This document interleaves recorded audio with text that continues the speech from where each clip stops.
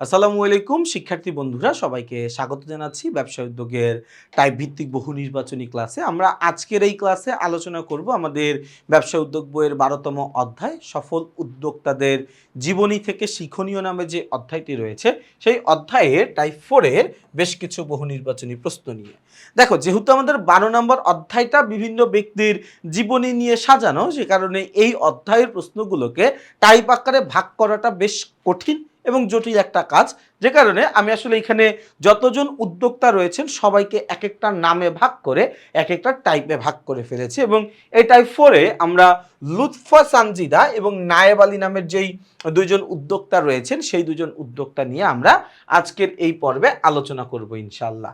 আমাদের ৩৩ নম্বর প্রশ্নে কি বলেছে দেখো, বলা আছে যে লুৎফা সানজিদার জীবনের মূল মন্ত্র কি ছিল?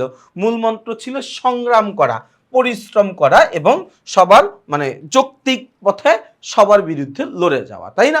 আচ্ছা, ৩৪ নম্বর প্রশ্নে বগুড়ার নায়েব আলী কত টাকা মূলধন নিয়ে ব্যবসায় শুরু করেছিলেন? নায়েব আলী তিনি মাত্র ১,০০০ টাকা নিয়ে তার যে ব্যবসায়টা রয়েছে সেই ব্যবসায়টা কিন্তু তিনি শুরু করেছিলেন, তাই না?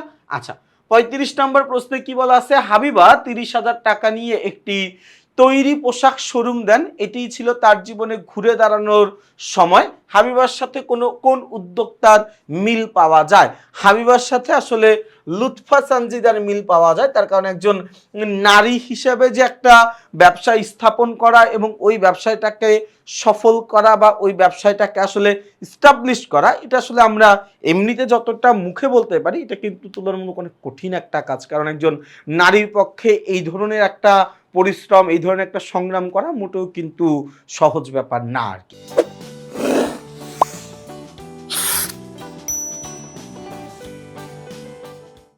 তো তাকে আসলে আমরা লুৎফা সানজিদার সাথে মিল করতে পারি। কোন সফল উদ্যোক্তা পার্ট টাইম চাকরি করেছিলেন? কোন সফল উদ্যোক্তা? লুৎফা সানজিদা তিনি কিন্তু তার জীবনে অনেক দীর্ঘ একটা সময় তিনি কিন্তু পার্ট টাইম চাকরি করেছিলেন, তাই না? আচ্ছা, ৩৭ নম্বর প্রশ্নে লুৎফা সানজিদা মাইডাস থেকে কত টাকা ঋণ নিয়েছিল? কত টাকা ঋণ নিয়েছিল? মাত্র ৫০,০০০ টাকা ঋণ নিয়েছিল তিনি মাইডাস থেকে, এবং এই ঋণ নেওয়াটাই কিন্তু তার জীবনের একটা, ওটাকে কি বলে, টার্নিং পয়েন্ট ছিল। তার জীবনটা ঘুরিয়ে দেওয়ার মতো একটা বিষয় ছিল, তাই না? বগুড়ার নায়েব আলী একজন সফল উদ্যোক্তা হিসেবে অনুকরণীয় কেন? তার কারণ তিনি আত্মকর্মসংস্থানমূলক কাজ করেছিলেন। শুধুমাত্র বগুড়ার নায়েব আলী না, যে কোনো একজন সফল উদ্যোক্তার জীবনী আমাদের জন্য অনুকরণীয়, তার কারণ তারা আত্মকর্মসংস্থান করেছে। তারা সর্বপ্রথম নিজের একটা কর্মক্ষেত্রের ব্যবস্থা করেছেন এবং নিজের পাশাপাশি তার সমাজে, তার আশেপাশে যে মানুষগুলো রয়েছে তাদেরও কিন্তু একটা কর্মের ব্যবস্থা, কর্মের সংস্থান কিন্তু তারা করেছিল। যদি চলে যাই আমরা ৩৯ নম্বর প্রশ্নে, বলা আছে নায়েব আলী হাঁসের খামার গড়ে তোলেন কত সালে?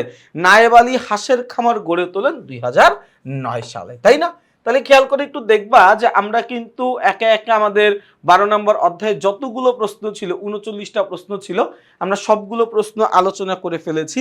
এই পুরো ব্যবসায় উদ্যোগে আমরা চেষ্টা করেছি, ব্যবসা উদ্যোগটা যেহেতু একটা থিওরিটিক্যাল সাবজেক্ট, আমরা অনেকেই পড়তে চাই না, আমরা আসলে অনেকেই এইটা থেকে একটু দূরে দূরে থাকার চেষ্টা করি, বাট ব্যবসা উদ্যোগে কিন্তু আমাদের অনেক ভালো রেজাল্ট করার সুযোগ রয়েছে।